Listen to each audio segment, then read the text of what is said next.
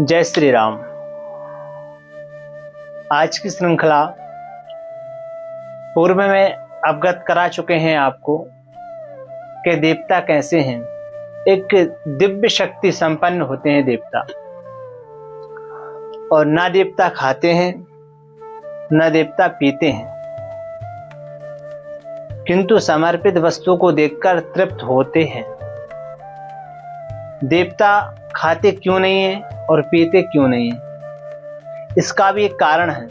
कारण क्या है कि देवताओं का हमारे जैसे पांच भौतिक शरीर नहीं होता। जैसे हमारा और आपका पांच भौतिक शरीर है, हमको निद्रा आती है, आलस्य आता है, क्रोध आता है, काम आता है, और भी कई चीजें हैं जो इस पांच भौतिक शरीर में होने से ये सब चीजें हमको व्याप्त हैं। काम, क्रोध, मोह, मात्सर्य, राग, द्वेष, छल, कपट, ईर्ष्या, ये सब इस पांच भौतिक शरीर में रहने से हम सबको व्याप्त होती हैं। देवताओं को ये सब चीजें क्यों व्याप्त नहीं होती हैं? क्योंकि उनका शरीर पांच भौतिक शरीर नहीं होता है।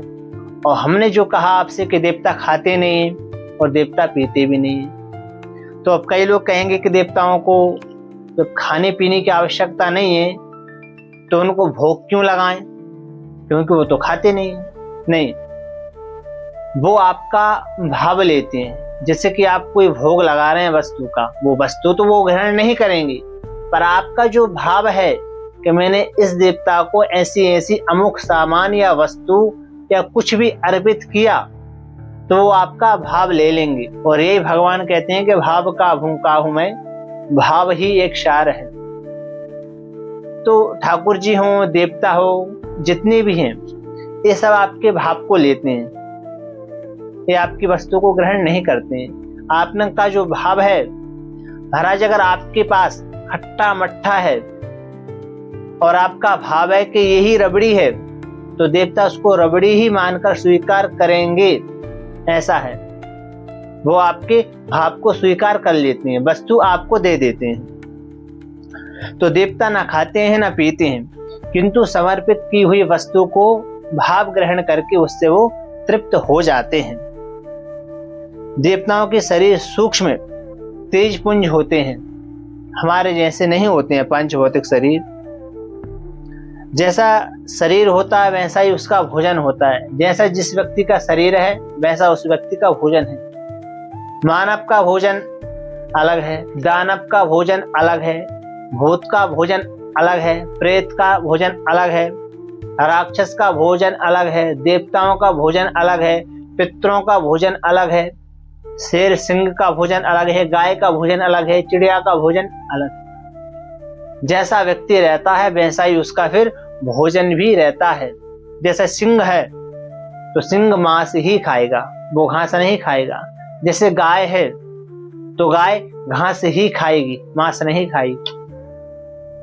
और एक आज का मानव ऐसा है महाराज, घास भी खा लेगा, मांस भी खा लेगा, पानी भी पी लेगा, मदिरा भी पी लेगा।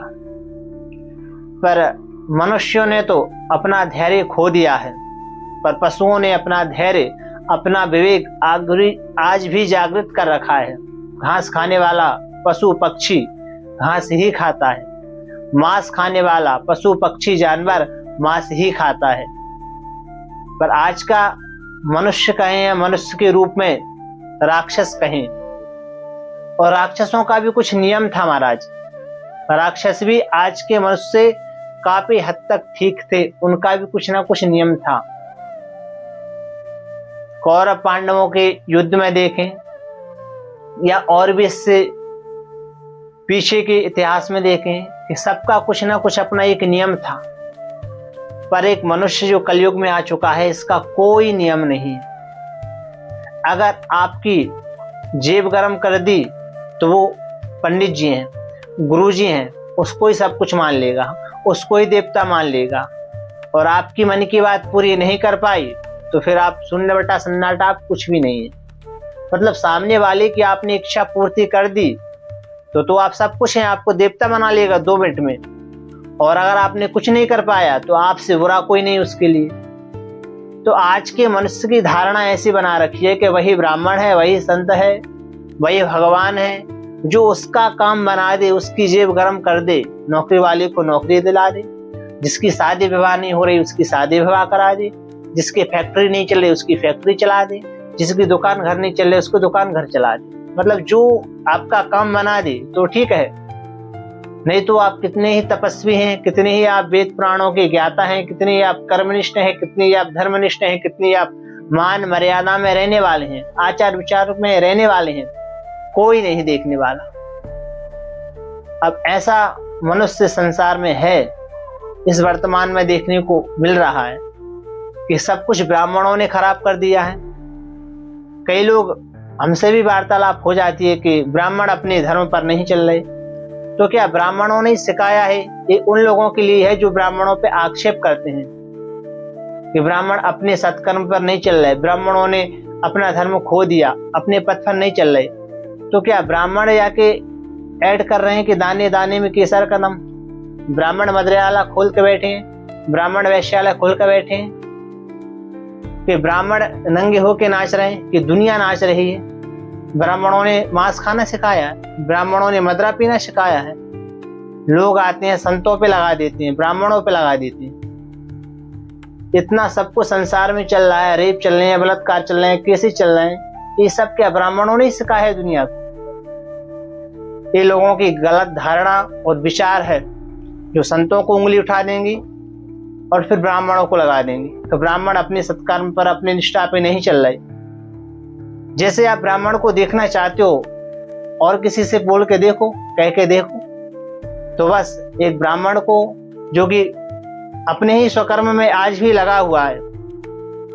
आप उदाहरण देखें गुरु द्रोणाचार्य जी का, सब कुछ था उनके पास, चाहते तो इंद्र को भी अपने वश में कर सकते थे, पर अपनी आजीविका चलाने के लिए उन्होंने किस चीज का सहारा लिया?